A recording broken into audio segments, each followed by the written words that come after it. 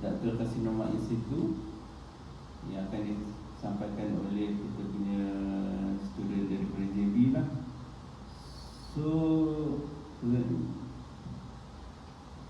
kita tanpa melengahkan masa, kita akan mulakan dengan sentinel lymph node mapping invasive breast carcinoma oleh Liana dengan Zulfikri. Okay.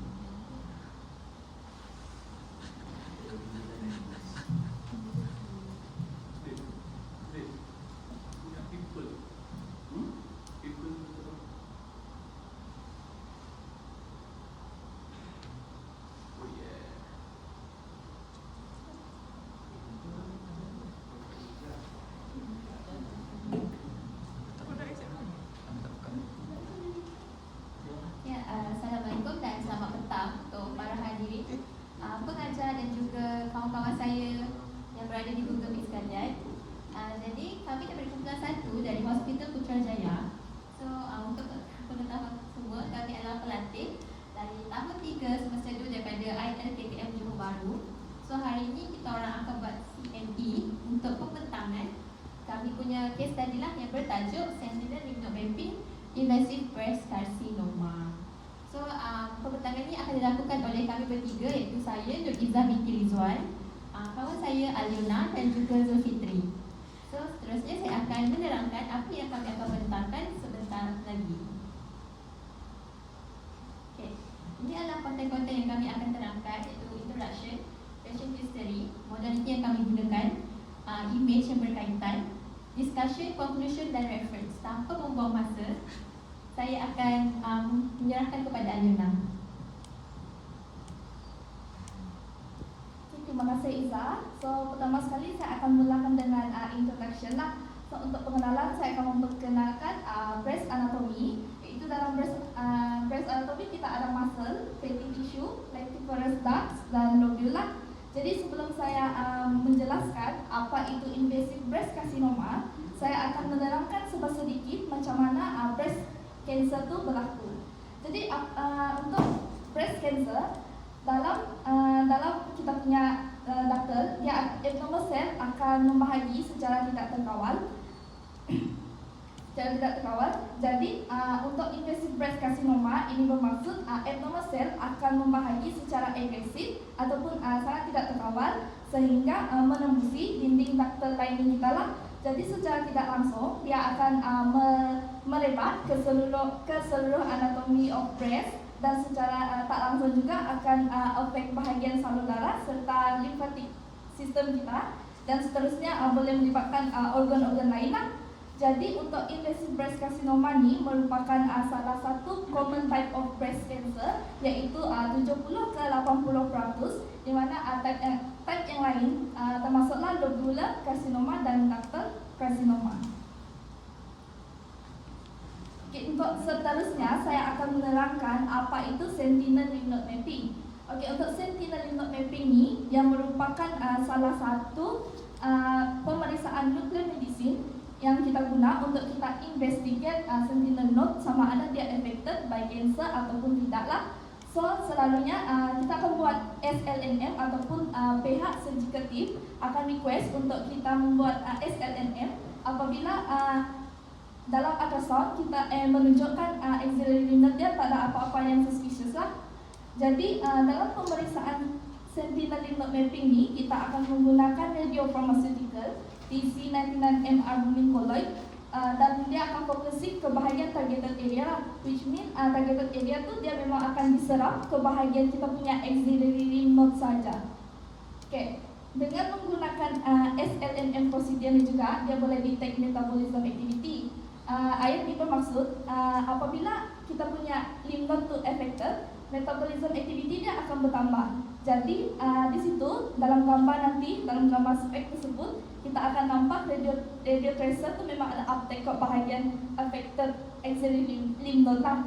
So prosedur ni selalunya dijalankan sehari sebelum kita sebelum pesakit menjalani operation prosedur dia lah, untuk kita determine sama ada axillary lymph node tu perlu dibuang ataupun tidak. Okay, so seterusnya saya akan bagi balik kepada Izzah. Okay, seperti yang diterangkan oleh Aliona sebentar tadi. So actually agak baru diperkenalkan kat Malaysia. So secara pengetahuan semua, Dr. Donald dia memperkenalkan SNM ni pada tahun 1991.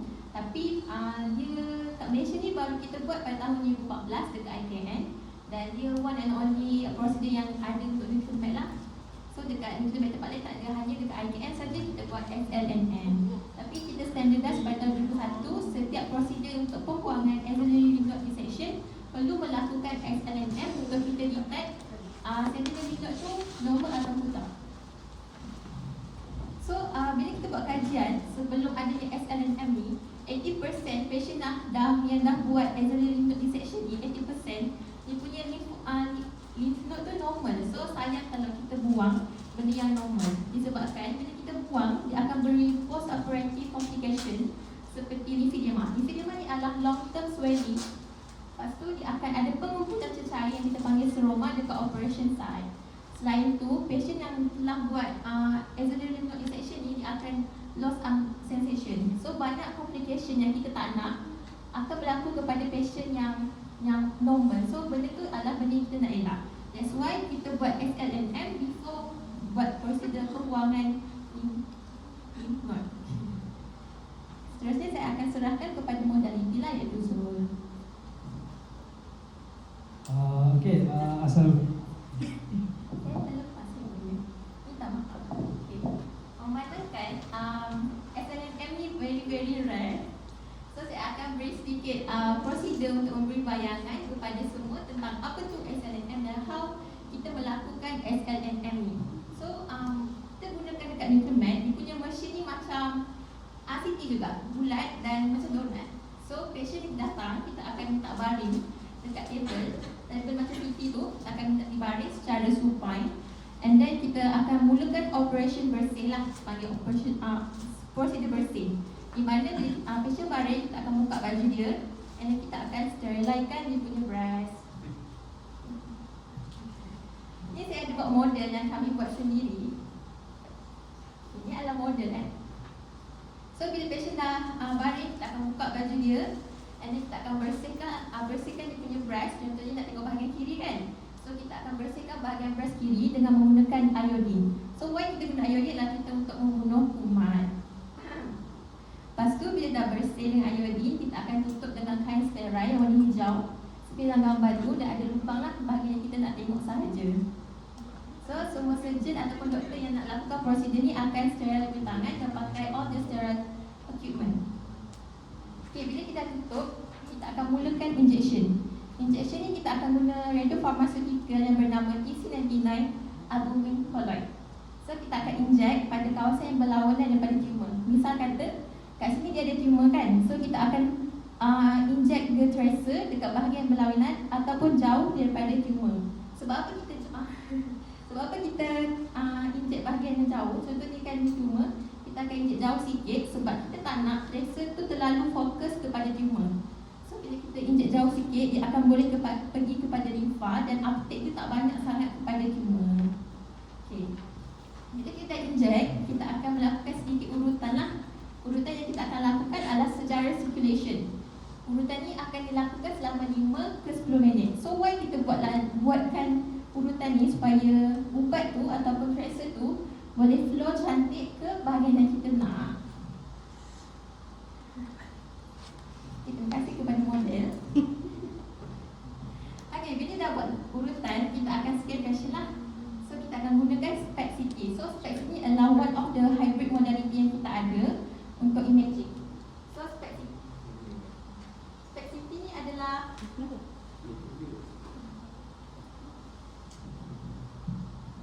SPECT-CT ni adalah gabungan dua modality, which is SPECT dan juga CT. So first kita akan scan patient menggunakan CT, which is kita ada 4 view, AP, lateral dan right oblique dan juga left oblique. So bila kita dah settle buat SPECT, kita akan buat CT thorax untuk kita locate in details lah location sentinel lymph node yang affected. Okay, so bila kita dah scan patient menggunakan SPECT-CT, kita nampak positif patient ni ada sentinel lymph node affected. So kita akan guna bantuan satu lagi mesin iaitu gamma scintillation detection, which is dia akan detect bacaan gamma dekat bahagian ketiak tu lah. So mana-mana kawasan yang ada bacaan gamma yang tinggi, physician tu akan tandakan X untuk guide surgeon buat incision untuk hari keesokannya. So pada esok hari, patient ni akan disuntik sekali lagi dengan RP ataupun tracer yang kita panggil blue dye untuk kita compare bacaan hari operation dengan hari yang dia buat SLNM ni. Untuk kita confirmkan the area memang betul-betul ada sentinel lymph node infected. So bila kita dah buang sentinel lymph node tu, kita akan bawa ke makmal untuk buat histopathology examination untuk betul-betul confirm melalui lab test yang betul-betul dia dah affected dekat dia punya node. Itu saja pada saya akan serahkan kepada Zul. Okey, seterusnya saya akan memperkenalkan sedikit pasal patient, iaitu patient information lah.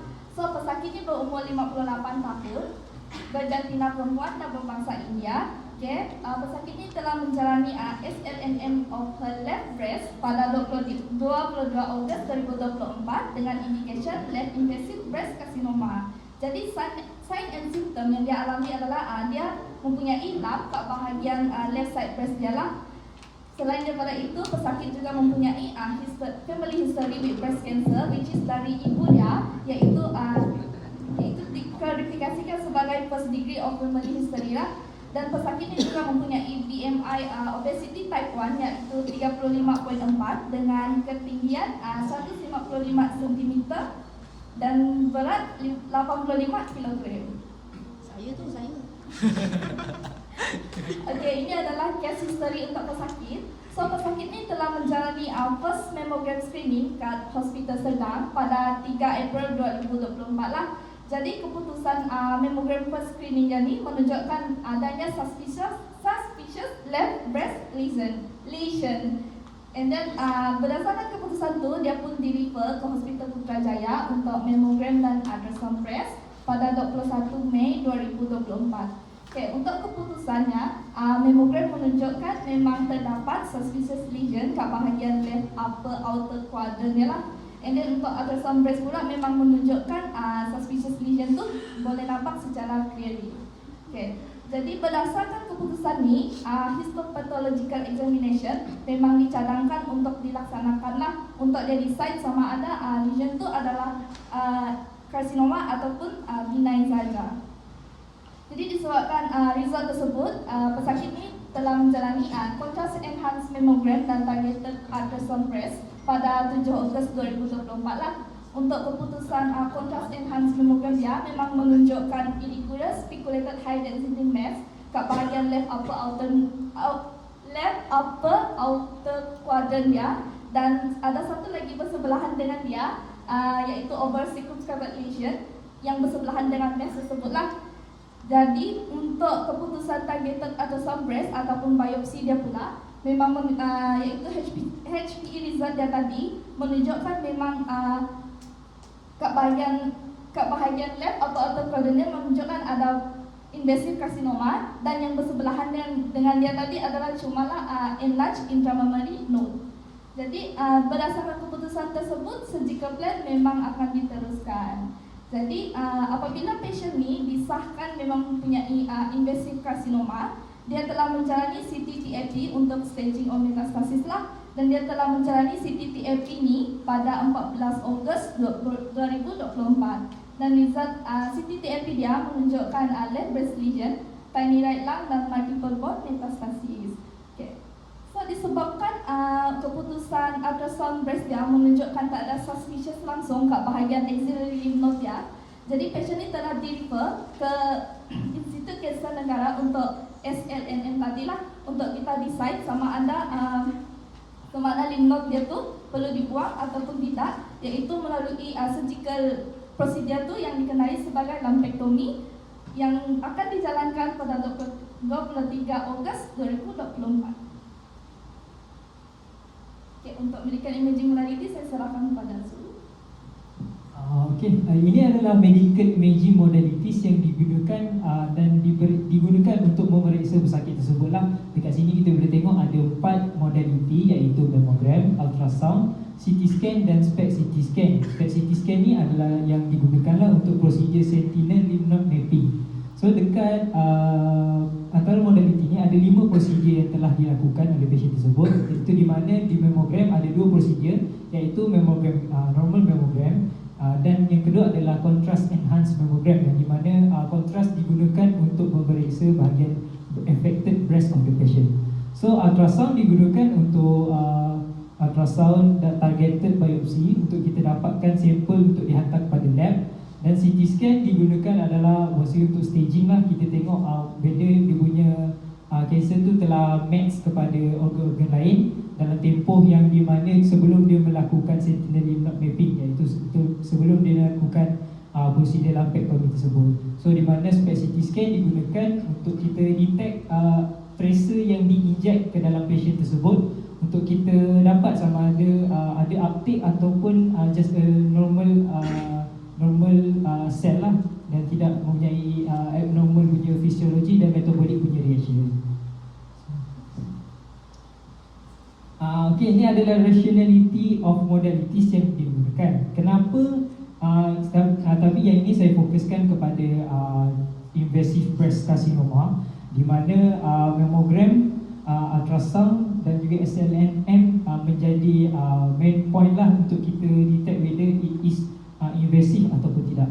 So di mana kenapa mammografi digunakan? So mammografi as we know memang untuk breast punya imaging. Tapi kenapa dia gunakan dia buat mammografi dulu? Sebab yang seperti yang saya baca, pasien yang berumur 40 tahun dan ke atas mempunyai non-dense tissue, non-dense breast tissue. Di mana so dia suggested untuk buat mammografi, so kita boleh detect ada punya lesion ataupun abnormal lesion yang kita jumpa dekat mammografi biasa.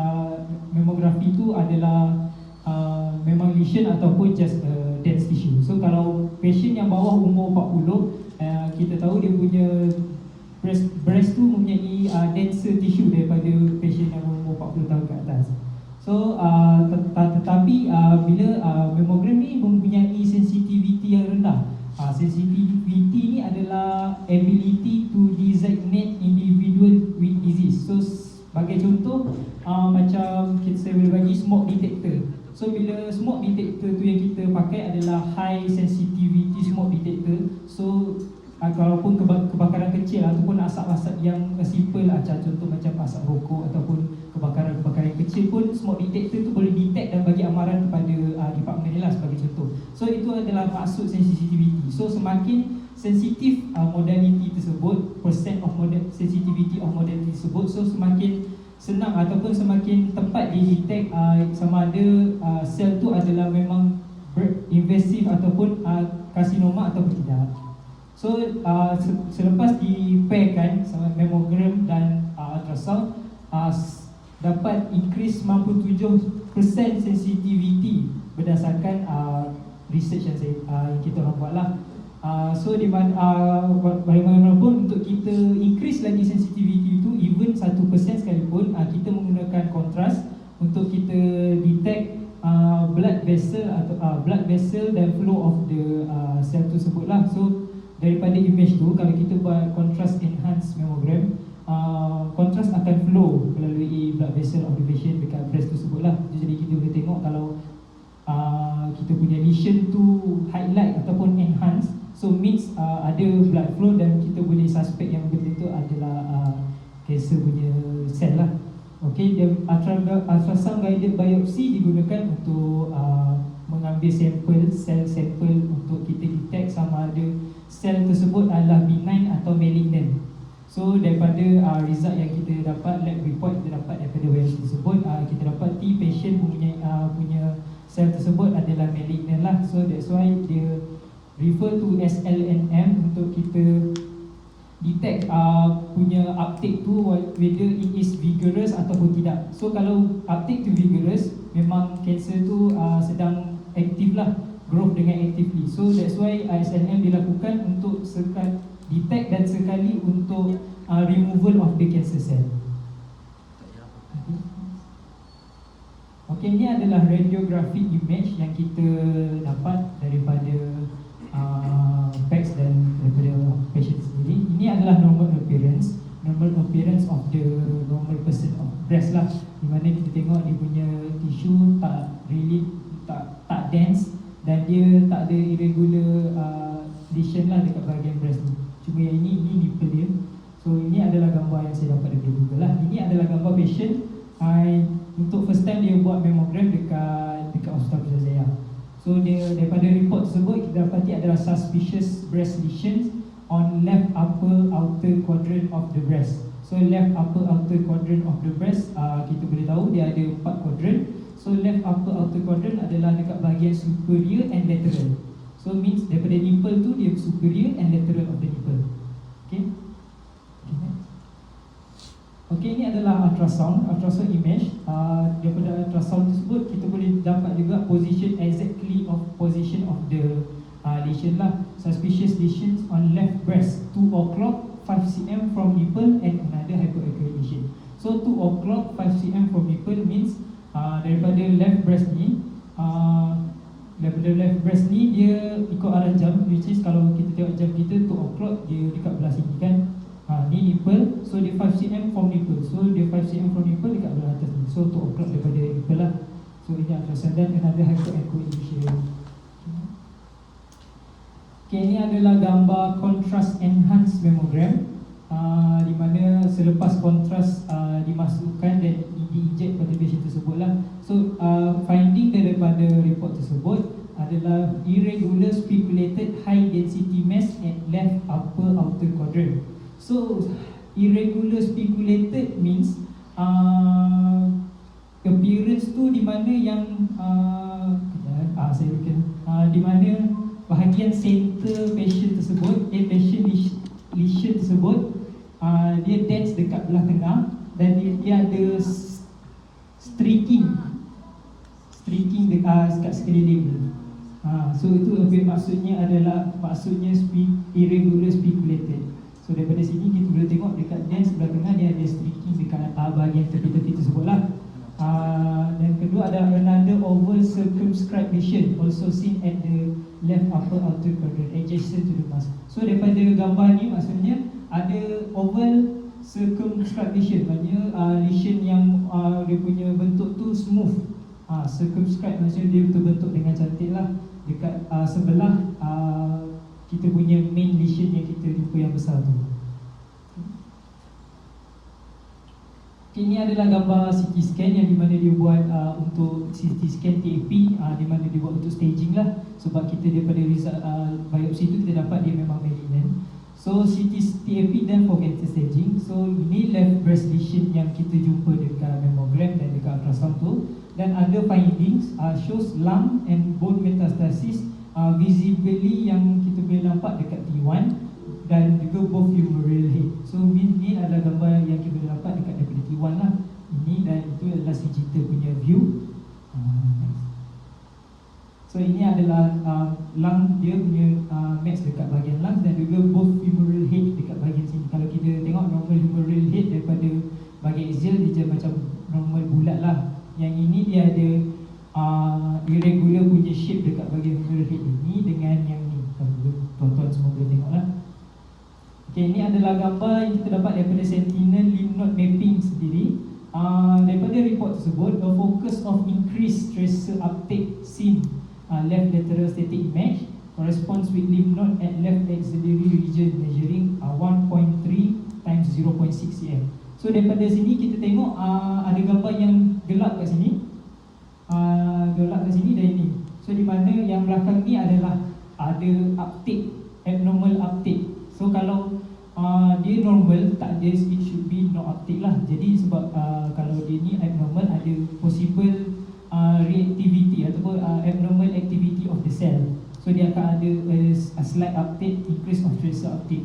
So daripada situ kita dapat detect yang memang sel tersebut memang mempunyai memang actively grow ataupun memang dia memang cancer cell lah. Okay, next.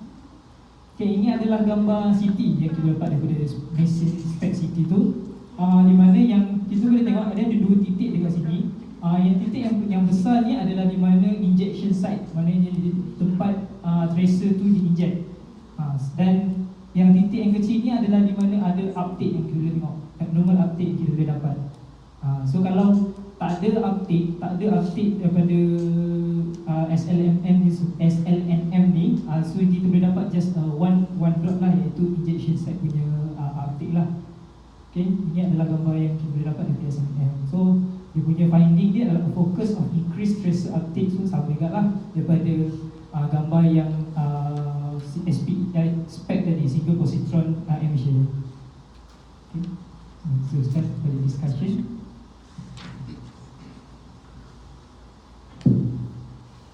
Okay, saya akan teruskan dengan perbincangan. So dalam topik ni, saya akan more fokus kepada kajian terhadap kes-kes yang berada di Malaysia dan juga how this patient boleh dapat kanser. So mengikut data tentang semua, Malaysia mempunyai pembunuh utama untuk wanita di Malaysia adalah breast cancer. Dan mengikut data daripada Institut Kanser Negara pada tahun 2023, kes kuranta setiap tahun untuk breast cancer sebanyak 3,500 setiap tahun. Dan bila kita pecahkan kes-kes tu mengikut etnik kat Malaysia, didapati bahawa orang mereka yang berbangsa Chinese lebih prevalent ataupun banyak mendapat breast cancer, dan yang kedua ialah Indian dan ketiga ialah Malay. So perbezaannya mengikut etnik didapati disebabkan oleh diorang punya cara pemakanan, lifestyle seperti consuming alkohol dan juga kesedaran untuk mendapat pemeriksaan awal. So untuk patient ni, how kita nak relate dia dengan boleh mendapat breast cancer adalah pertama, dia punya family history. So based on this patient, dia ada first degree family history, which is dia punya mak. So berdasarkan kajian, mana-mana yang memiliki first degree family history, tak kisahlah dari segi mak dia ke, kakak dia ke ataupun anak dia, dia ada 2 kali risiko lebih tinggi untuk mendapat kanser berbanding orang yang tak ada family history. Tapi contohnya kalau dia ada 2 atau multiple relative, iaitu dia ada mak dan juga kakak dia ada breast cancer, dia punya risk untuk dapat breast cancer tu akan bertambah, iaitu 3 kali ganda. Okay, untuk faktor kedua adalah umur. Patient ni berusia 58 tahun. So berdasarkan kajian, kebanyakan orang yang mendapat kanser, mostly 80% adalah orang yang berusia lebih daripada 45 tahun. So why orang yang berusia boleh senang dapat kanser? Which is pertama adalah dia punya disebabkan oleh prolonged exposure kepada environment seperti UV, radiation dan juga lifestyle seperti asap rokok ataupun dia sendiri yang merokok. So benda-benda ni, environment yang tak sihat ni boleh merosakkan sel badan. Dan kita pun bila makin tua, kita punya sel badan untuk membaiki sel-sel yang rosak tu semakin berkurangan, menyebabkan banyak-banyak sel rosak dalam badan kita. Selain itu, imun badan kita bila kita makin berusia akan berkurangan dan menyebabkan badan kita tak boleh menghasilkan sel-sel yang sihat lah. Selain itu, bila kita dah tua kan, hari-hari kita makan benda yang tak sihat, which is ada carcinogen food seperti makanan yang bergoreng, fast food, this all kind of food, dia boleh mengaktifkan kita punya onkogen. Selain itu, patient ni memiliki BMI yang tidak normal dan juga dia dalam fasa postmenopausal lah. So untuk pengetahuan semua, bila kita dah menopause ataupun dah datang period, ovary kita akan stop producing estrogen. Tapi kita still boleh dapat estrogen daripada kita punya lipid lah. Lipid kita ni akan menghasilkan estrogen dan akan simpan estrogen tu. Bila ada lebihan estrogen yang tinggi dalam badan, dia akan memperbanyakkan pembahagian dan juga proliferation breast cell kita. Lepas tu bila estrogen kita tinggi ni, dia akan membuat kita punya genomic punya arrangement dalam kita punya DNA tu akan berubah. Bila ada perubahan yang banyak, lepas tu sel kita pula asyik membahagi setiap masa secara tidak kontrol, dia akan membawa kepada mutasi dan mengaktifkan kita punya onkogen. Onkogen adalah sel kanser dalam badan kita lah. So semua kita memang dilahirkan ada sel kanser, cuma antara dia aktif ataupun tidak. darah. So dengan adanya estrogen yang tinggi, lepas tu pembahagian sel yang tidak terkawal membawa kepada mutasi dan pengaktifan sel kanser dalam badan pesakit. Okay, saya akan serahkan kepada conclusion. Okay, dah sampai ke bahagian conclusion dah. So kesimpulannya, selain daripada SLNM, dengan menggunakan spek CT, pasien ini juga telah menjalani pemeriksaan dengan menggunakan medical imaging modality yang lain lah, seperti mamografi, ultrasound dan juga CT scan. Jadi SLNM ini dilaksanakan untuk kita mendapati status lymph node patient disebabkan apabila tiadanya suspicious lymph nodes yang berdasarkan pemeriksaan sebelumnya lah. Jadi kita buat SLNM ni untuk kita decide sama ada keperluan ataupun necessity untuk kita buang axillary lymph node tu lah. Jadi untuk bagi kes ni, pasien ni memang telah menjalani rawatan lumpectomy dan removal of axillary lymph node dia berdasarkan keputusan SLNM tu tadi. Okay. Jadi kesimpulan secara ringkasnya lagi, dengan melaksanakan SLNM kita boleh mengelakkan unnecessary removal of axillary lymph node untuk kita mengurangkan risiko complication dan kita mempromot fast recovery terhadap pasien lah untuk dia menjalani aktiviti harian dia seperti biasa. Okay, ini adalah reference yang kami gunakan sepanjang kajian ini. Okay, itu sahaja daripada kami. Sekian, terima kasih. Ada apa-apa soalan? Ada apa-apa soalan? Ada apa-apa soalan?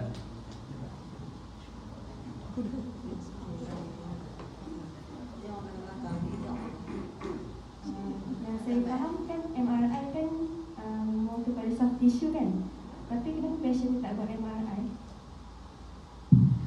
Okay, kenapa pasien ni tidak buat MRI? So, pasien ni berumur lebih daripada 40 tahun. Jadi, untuk pasien yang buat MRI breast, dia adalah pesakit yang selalunya lebih muda disebabkan fibroglandular tissue dia lebih banyak lah. Jadi, dia tak buat MRI sebab mamogram ni sesuai untuk kita tengok appearance of that mass or lesion berdasarkan mamogram. Adakah saya menjawab? Selain tu kita dah gunakan contrast enhance kan? Ya. Pasien ni buat CDM kan? Ya, pasien ni buat CEDM. So bila dah buat CDM ni sebenarnya dia boleh kita lagi cepat lah MRI. Selain dia mahal, lepas tu queue dia panjang. Selain tu bila patient tu muda, kita kena ikut flow yang 7-day period dia tu. So CDM ni selain cepat, dia sebenarnya sangat membantulah. Kira CDM ni kira teknologi baru juga. Okay, thank you. Ada lagi next soalan?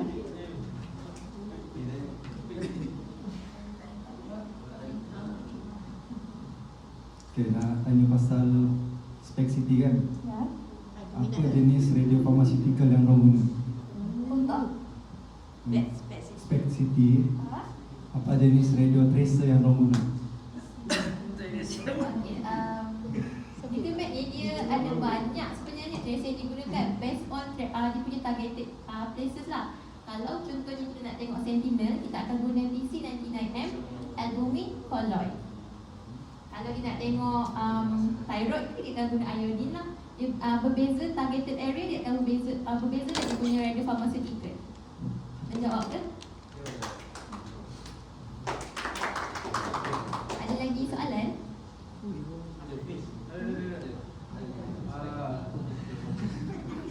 Okey, ada lagi apa-apa soalan ke?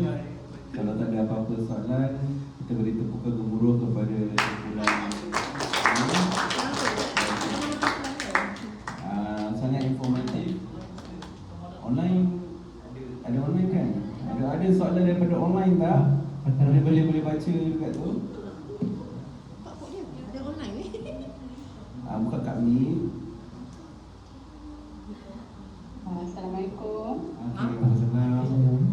Assalamualaikum dan selamat petang. Ayam kumpulan Wilham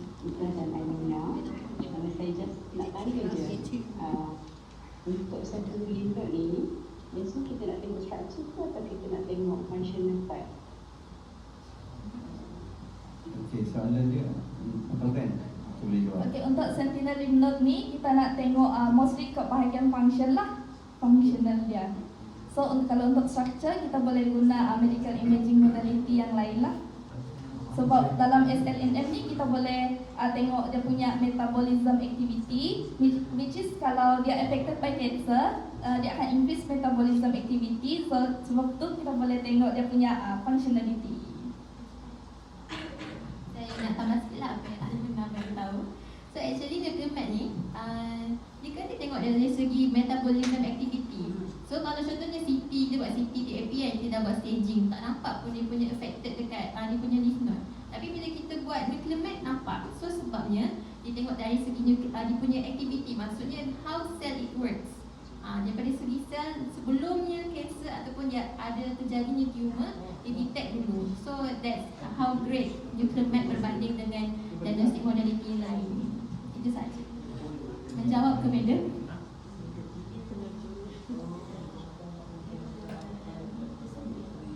Terima kasih. Dia berkaitan dengan farmakologi yang disebutkan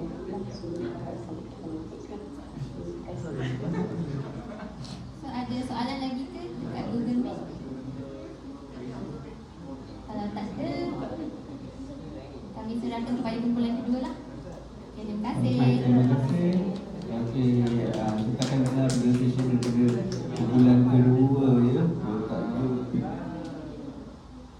Tajuk apa tajuk?